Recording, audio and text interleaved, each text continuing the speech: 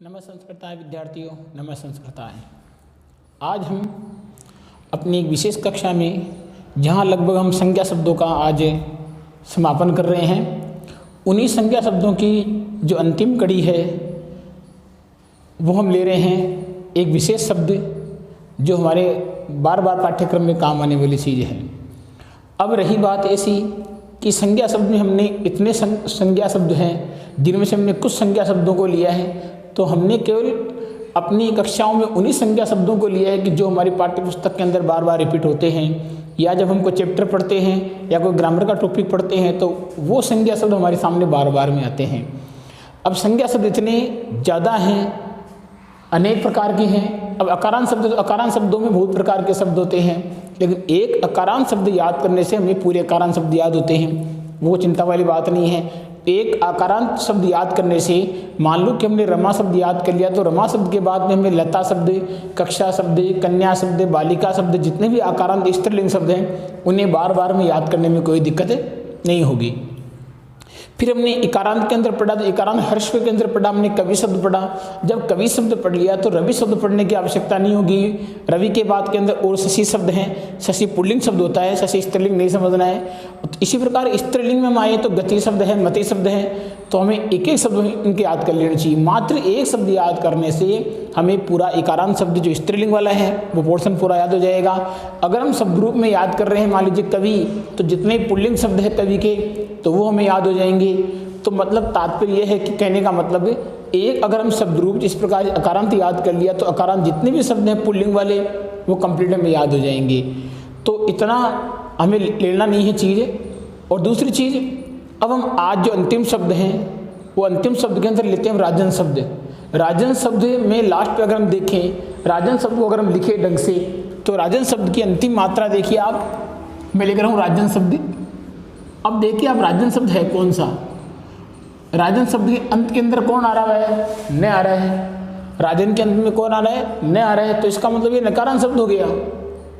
ये क्या शब्द हो गया? नकारांत शब्द। राजन शब्द के बार बार में कई बार हम देखते हैं संज्ञा शब्दों में या जो वाच्य पढ़ रहे हैं उन वाच्यों में कई बार प्रत्ययों में भी काम आता है, अधिकतर चीज़ों में राजन शब्द काम आता है। इसलिए राजन शब्द को हम छोड़ के नहीं जा रहे हैं, राजन शब्द को अपने साथ लेके चलेंगे। अब वही बात कि राजन शब्द 3 वचनों में होता है, क्योंकि हमने संज्ञा शब्द पढ़े हैं। संज्ञा शब्द के अंदर वचन 3 होते हैं, 3 वचन होते हैं, 7 विभक्तियाँ होती है, 1 संबोधन होता है। बार बार परिभाषा बताने की आवश्यकता नहीं होती है कि जितने भी नाम होते हैं उन नामों को हम क्या बोलते हैं? संज्ञा। जितने भी नाम होते हैं उस नाम को क्या बोलते हैं? संज्ञा। और किसी नाम के स्थान पर कोई विशेष शब्द प्रकट लिया जाए, वो चैप्टर हम आगे पढ़ेंगे, लेकिन अभी हम केवल संज्ञा शब्द पढ़ रहे हैं। तो संज्ञा शब्दों की परिभाषा इतनी बतानी है कि कोई भी नाम वो संज्ञा कहलाता है। और संस्कृत के अंदर वचनों की संख्या होती है 3, और वचन कौन कौन से थे? 3, एक वचन, द्विवचन और बहुवचन। इसी प्रकार संस्कृत शब्दों में वचनों के साथ साथ में लिंग भी 3 प्रकार के होते हैं। पहला होता है पुल्लिंग, जहाँ पर पुरुष जाति का बोध होता है। दूसरा होता है स्त्रीलिंग, जहाँ पर स्त्री जाति का बोध होता है।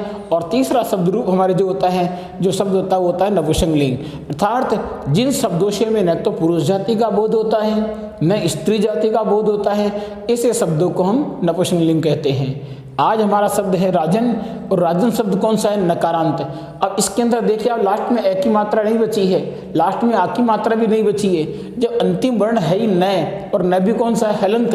हलंत का मतलब आधा, और आधे का मतलब होता है इसमें कोई भी स्वर नहीं आ रहा है। इसमें कोई भी स्वर नहीं आ रहा है तो स्वर को तो नाम लेने की आवश्यकता नहीं है। लास्ट में केवल न आ रहा है तो इसको हम बोलते हैं नकारांत। क्या बोलते हैं? नकारांत शब्द। अब लिखते हैं इसके पूरे एक वचन, द्विवचन और बहुवचन। एक वचन, द्विवचन और बहुवचन लेना हमें। तो देखिए पहले मैं लेता हूं एक वचन, और एक वचन के बाद में फिर चलते हैं अपन द्विवचन में। ये आ गया आपका द्विवचन, और यहां ले लिया मैंने बहुवचन। ध्यान से देखते रहना है। वचन 3 हो गए। वचन कितने हो गए? 3। वचन कितने हैं? 3 वचन। इसी प्रकार विभक्तियों में लेके चलते हैं। तो विभक्तियों में सबसे पहली विभक्ति में क्या लेंगे? प्रथमा विभक्ति लेंगे। प्रथमा के बाद में अगली विभक्ति कौन सी लेंगे? द्वितीया लेंगे। और द्वितीया के बाद में कौन सी लेंगे? तृतीया विभक्ति। और विभक्तियाँ हमेशा स्त्रीलिंग होती है। तृतीया के बाद में कौन सी विभक्ति आएगी?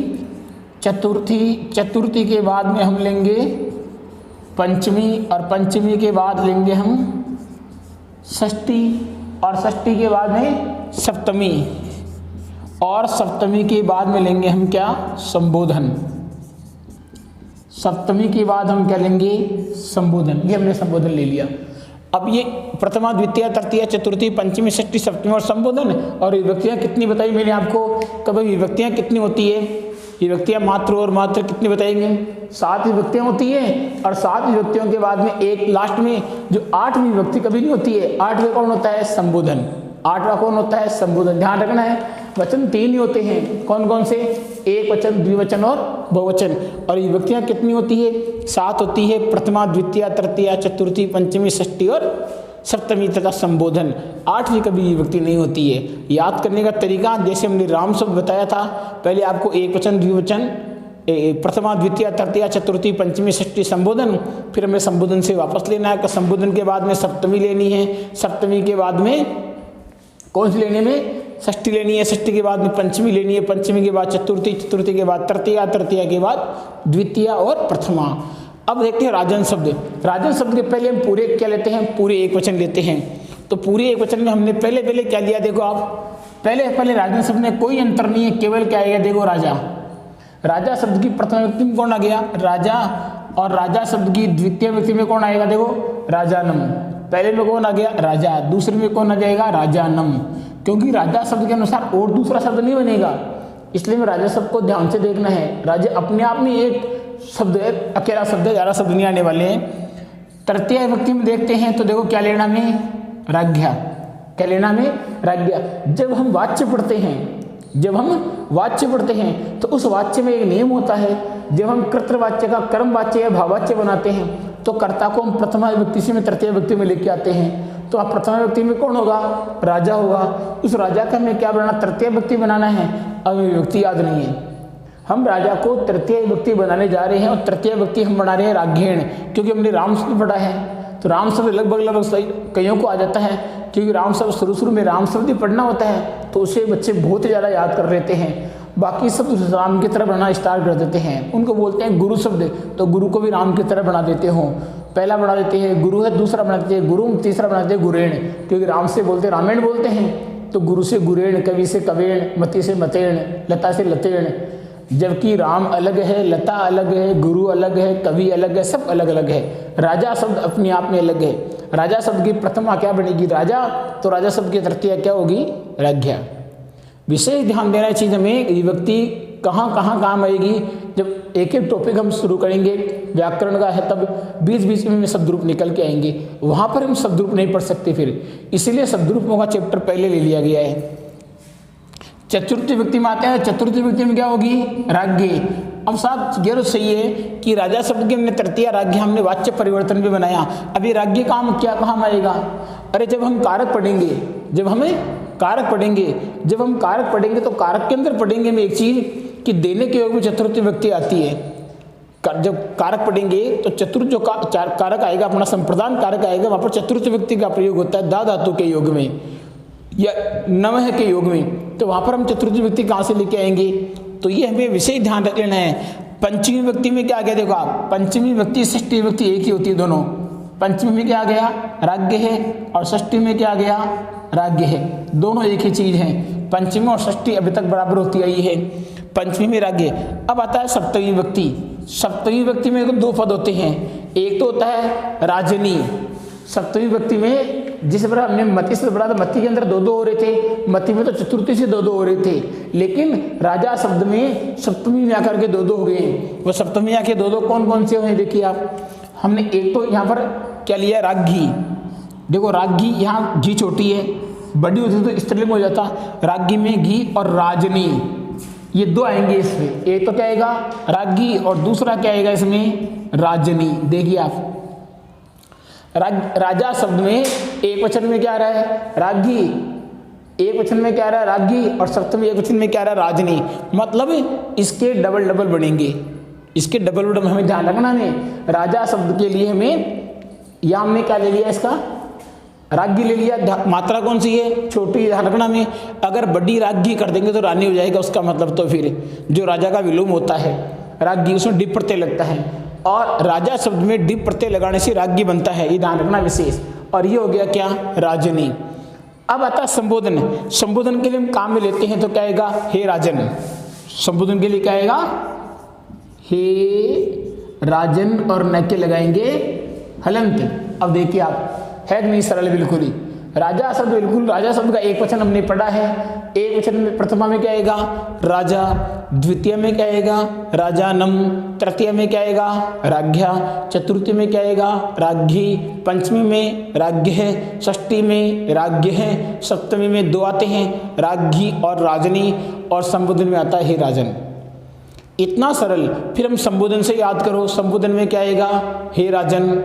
सप्तमी में क्या आएगा, राज्ञी छोटी वाली ह्रस्व, और इधर राजनी वो भी ह्रस्व है। षष्ठी में क्या आएगा, राज्ञ है। पंचमी में क्या आएगा, राज्ञ है। चतुर्थी में क्या आएगा, राज्ञी। तृतीय में क्या आएगा, राज्ञा। द्वितीय में क्या आएगा, राजानम। प्रथमा में क्या आएगा, राजा। आराम से 10 मिनट के अंदर पूरा शब्द रूप याद हो सकता है। और हमारी समस्या क्या रहती है, शब्द रूप याद ही नहीं होती। अगर वही भावना रखेंगे पॉजिटिव याद करने की तो हर चीज़ हमें याद भी होगी, ये विशेष बात है। अब हम चलते हैं कौन से, द्विवचन में। द्विवचन में अगर हम देखें तो यहाँ पर क्या आएगा, देखो राजानो। जब यहाँ राजानो आ रहा है तो यहाँ पर भी कौन आएगा, राजानो। द्विवचन लगभग सभी शब्दों का समान होता है और लगभग सरल होता है, दोनों तरफ राजानो राजानो। तो राजा शब्द का द्विवचन, द्विवचन में प्रथमा का द्विवचन क्या होगा, राजानो। प्रथमा का द्वितीय का द्विवचन भी क्या होता है, राजानो। तृतीय में जो क्या लिखेंगे, राजभ्याम। क्या लिखेंगे, राजभ्याम। तृतीय में, चतुर्थ में क्या लिखेंगे, राजभ्याम, क्यों ये लगभग एक समान होता है। और पंचमी भी क्या आ गया, राजभ्याम। लगातार तृतीय, चतुर्थी और पंचमी में क्या रहा है, राजभ्याम।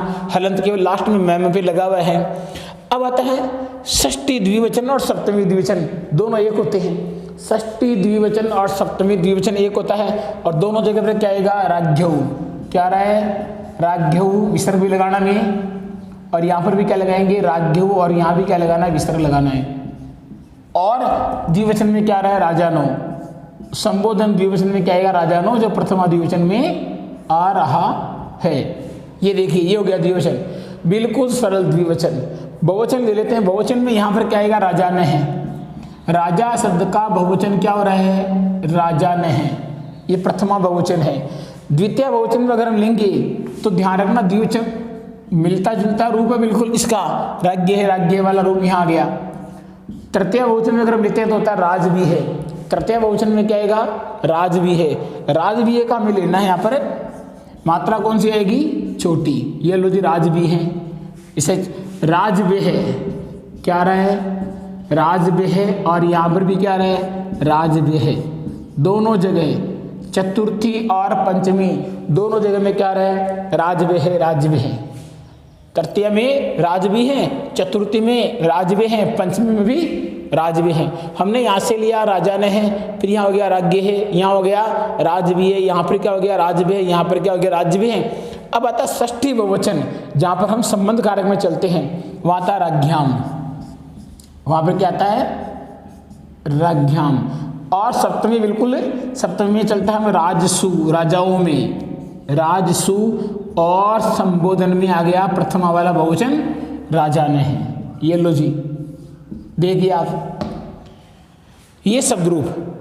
अब इतना सरल बहुवचन, क्योंकि द्विवचन में बिल्कुल सरल। द्विवचन के प्रथमा द्विवचन में क्या आएगा, राजानो। द्वितीय द्विवचन में क्या आएगा, राजानो। तृतीया में राजभ्याम, चतुर्थी में राजभ्याम, पंचमी में राजभ्याम, षष्ठी में राज्ञ है, सप्तमी में राज्ञ है, संबोधन में हे राजानो। बहुवचन में चलेंगे तो बहुवचन, प्रथमा बहुवचन क्या होगा, राजा ने है। द्वितीय में क्या आ गया, राज्ञ है। तृतीया में राज भी है, चतुर्थी में राज भी है, पंचमी में राज भी है, षष्ठी में राज्ञाम, सप्तमी में राजसु, और संबोधन में हे राजा ने है।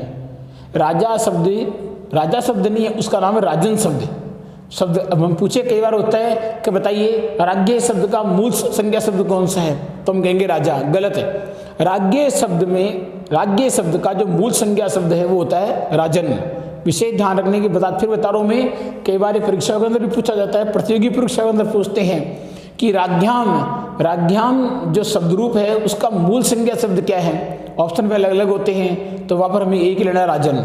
राजन में न के हलंत भी दिया हुआ है, इसे ध्यान रख लेना है। अब राजन शब्द के बाद में एक शब्द रूप और है जिसको हमें साथ लेके चलना है, वो होता है जगत। वो क्या होता है? जगत। और जगत का मतलब होता है संसार। जगत का मतलब क्या होता है? संसार। वो शब्द रूप भी हम लेके चलेंगे, क्योंकि अगर वो शब्द रूप पीछे छूट गया तो फिर हमें वापस बार बार पीछे आना पड़ेगा। हम जितने शब्द रूप हमारे पास में आएंगे उन सबको साथ लेके चलेंगे। तो जगत शब्द भी हम ले लेते हैं।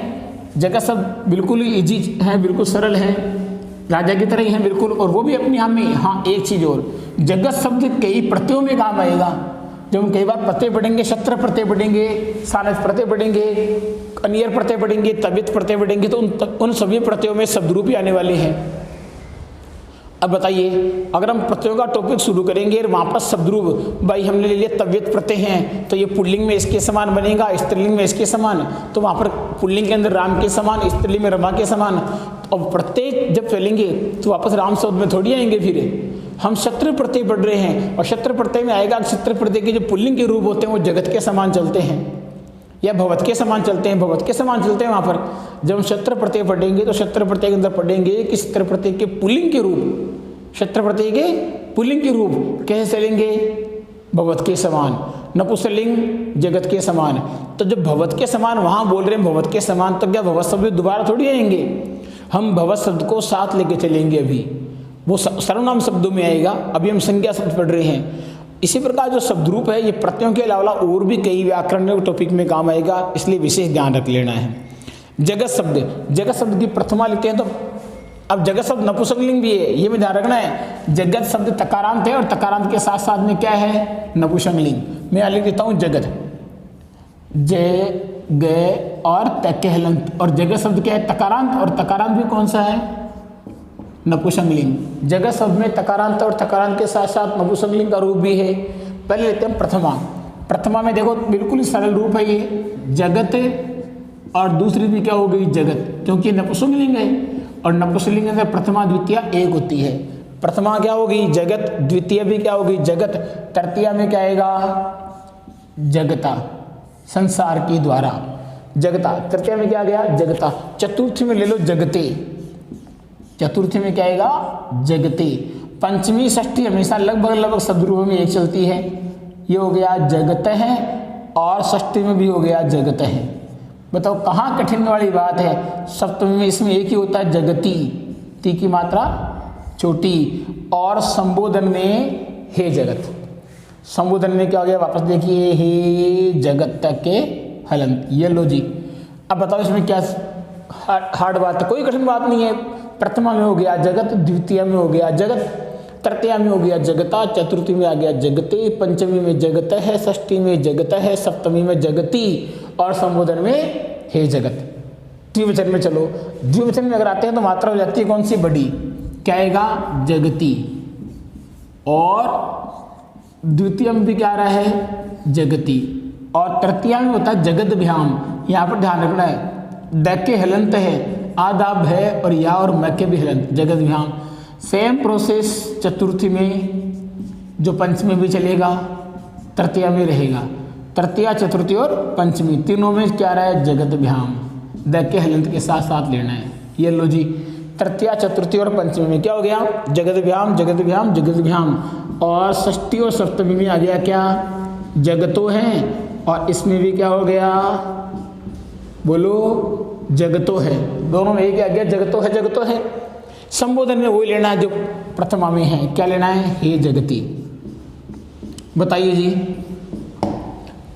है कि नहीं सरल बात? बिल्कुल बिल्कुल इसी रूप है शब्द, संज्ञा शब्द बिल्कुल ही सरल है अगर हम याद करेंगे तो। और याद तो करना ही पड़ेगा, करना नहीं पड़ेगा तो फिर आगे जाकर के कुछ भी पल्ले पड़ने वाली बात नहीं है, समझ बिल्कुल भी नहीं आएगी। जगत शब्द का हम बहुवचन में लेते हैं तो बहुवचन में देखो, प्रथमा बहुवचन में क्या आ गया? जगंती। मात्रा ये कौन सी है? ध्यान रखना, छोटी आ रही है। और यहाँ पर भी क्या आ रहा है? जगंती। दोनों जगह सेम प्रोसेस चल रहा है, जगंती जगंती, विसर्ग दोनों की नहीं है।